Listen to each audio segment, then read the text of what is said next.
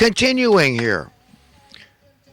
So, listen, my friends, there's a lot of solutions, but there's a lot of evil people that don't want solutions.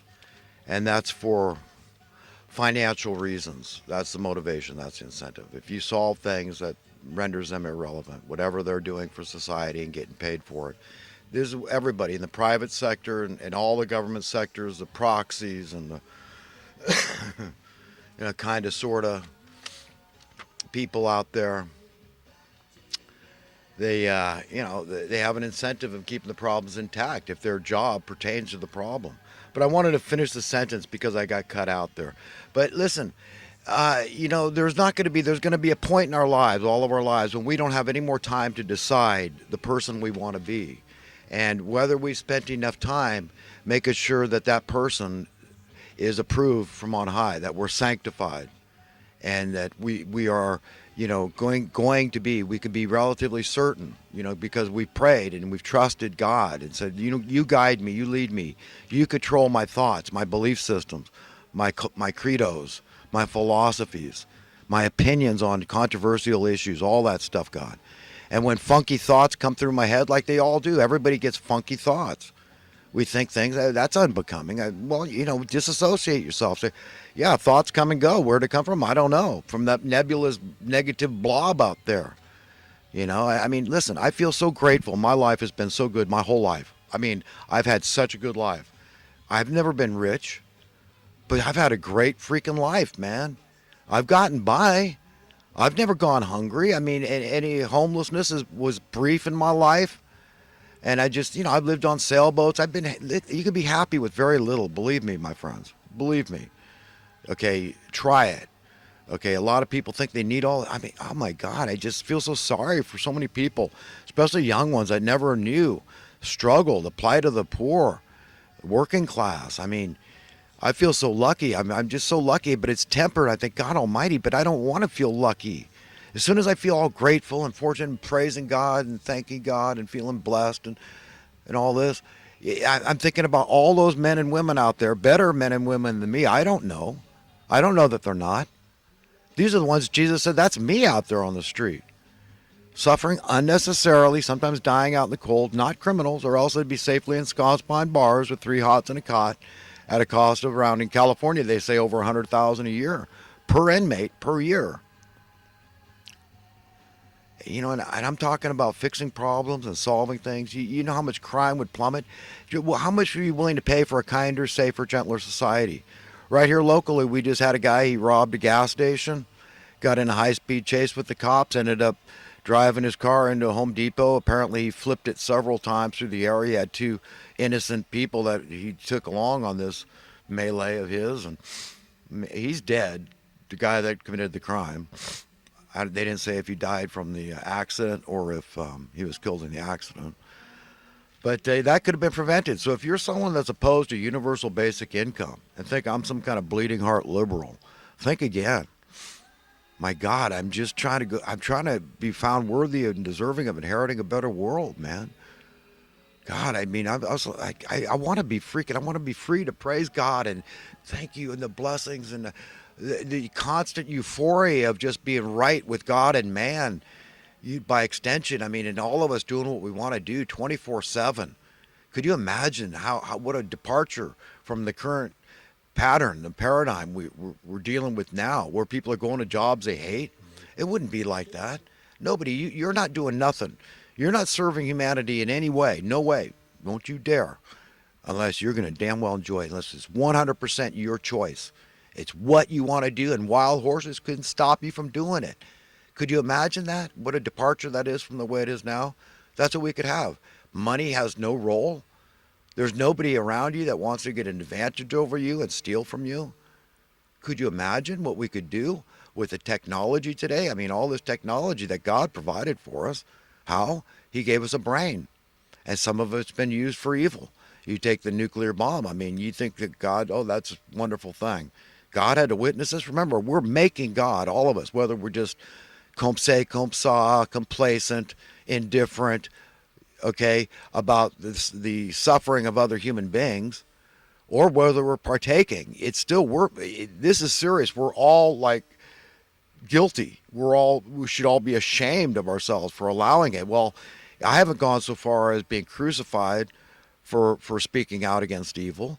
I haven't taken a bullet to the brain like so many others have before me have. Okay, and so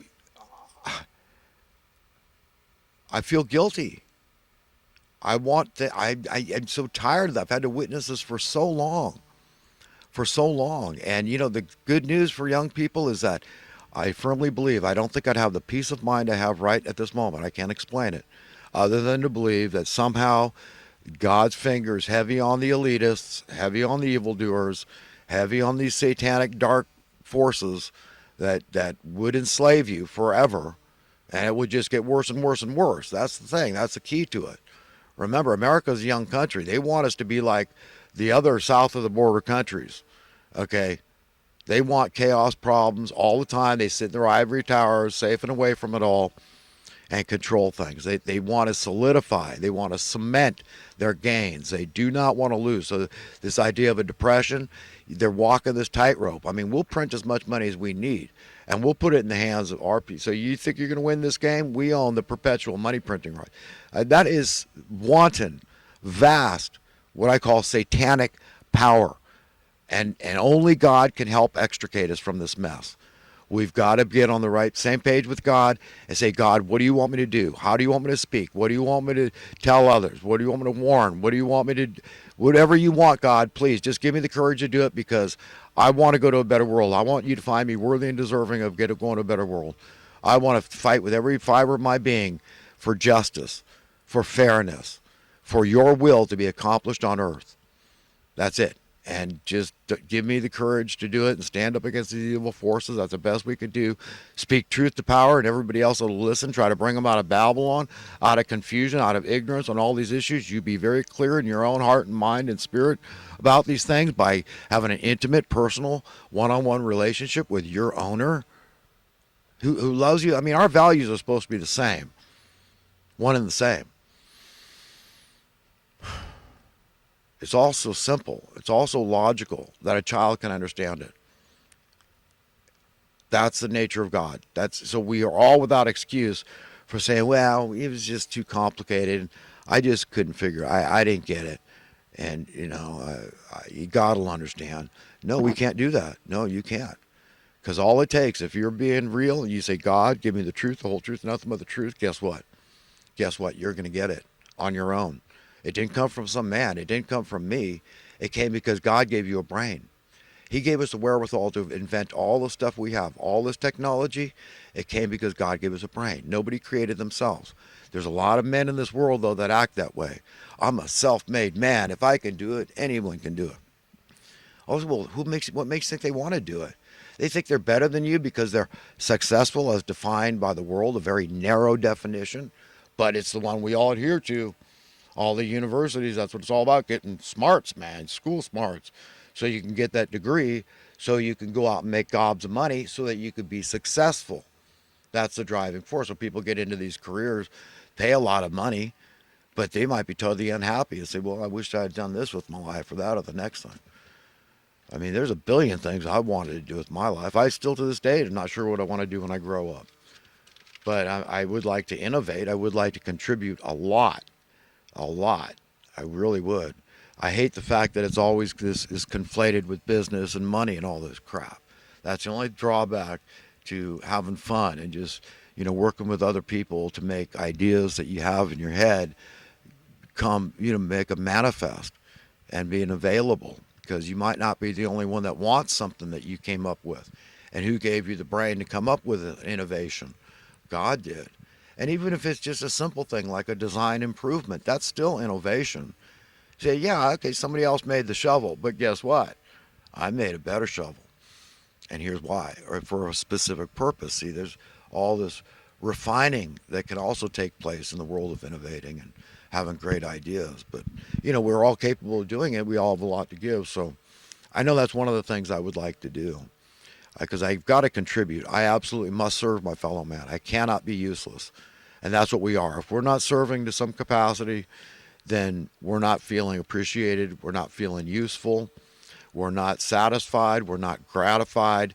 we're not in our right mind anymore. A man must serve. We've got to fundamentally understand that. Okay, so all these people we say, oh, they're drunks, they're drug addicts, they're lazy, and point finger, welfare cheaters, and all this stuff. Well, listen. A lot of them are very decent people, and they're just docile. They're passive. They're unaggressive. They're unassertive. They're turned off, man, just like me, by the system. I mean, it's like saying, well, if you don't want to win in a rigged game, it's you're the stupid one because look, this is the only way to get to success. It's the practical, pragmatic definition of success. Duh, right? So I mean, I totally get how people get sold into the system, but I mean, I'm trying to warn them of the danger of their soul because this comes down to how much you've cared or not cared for the least of men. It really does. I mean, we vaunt all these people for being generous donors and the benevolent ones out there that give to, food money and this or that. But when the government does it, we say it's a bad thing. But yet, it's in your face. We're given $50 billion a year to subsidize housing costs, making the problem worse because it's going in the pockets of fat cats, and fat cats are taking advantage of the situation by saying, well, if I can just keep raising my rents, I will. I'll just keep taking more and more money. And you understand, even if your landlord does not take Section 8 housing vouchers, it has a huge effect on the industry. Okay, it's what they call the going rate. So I don't know if anybody watches Gilligan's Island, but I've got a collection of all the seasons, but I think it was only 3. But there's one where somebody steals Mr. Howells, the multimillionaire. He steals his identity, and he's in Manhattan, New York, on Wall Street, because that's what Mr. Howell was into. And it turns out, so he was an investor in real estate, and so he's a landlord in New York. But apparently, this imposter had the lowest rents in town. He wasn't raising his rent on the tenants. And what it did for Mr. Howell, it made him ashamed in the eyes of his peers that his price, even back, we're going back to the 60s, Gilligan's Island. Okay.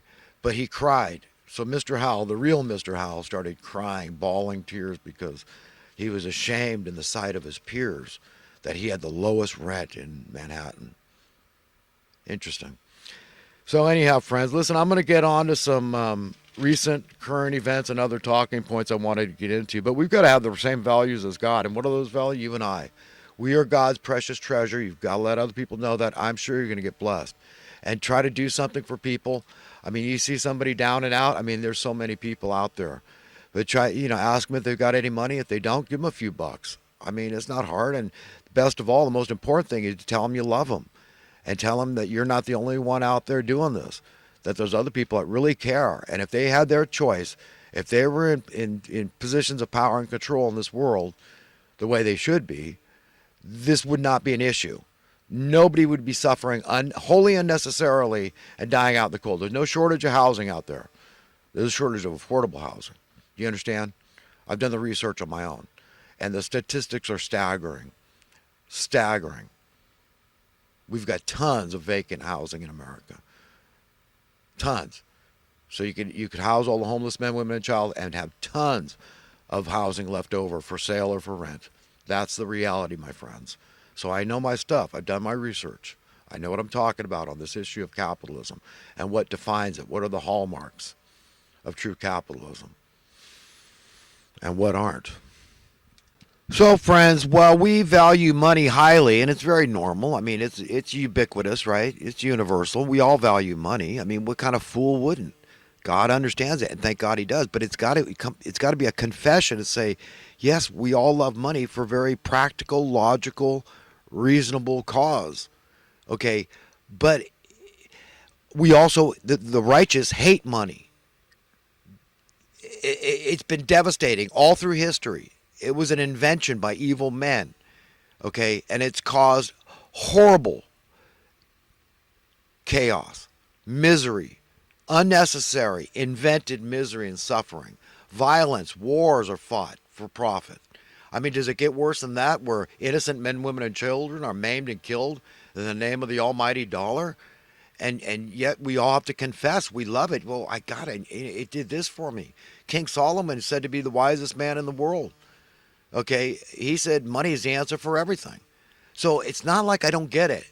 I want you to get it, but I want you to confess it to God and say, yes, I get it, but I also understand what this guy's saying because I'm just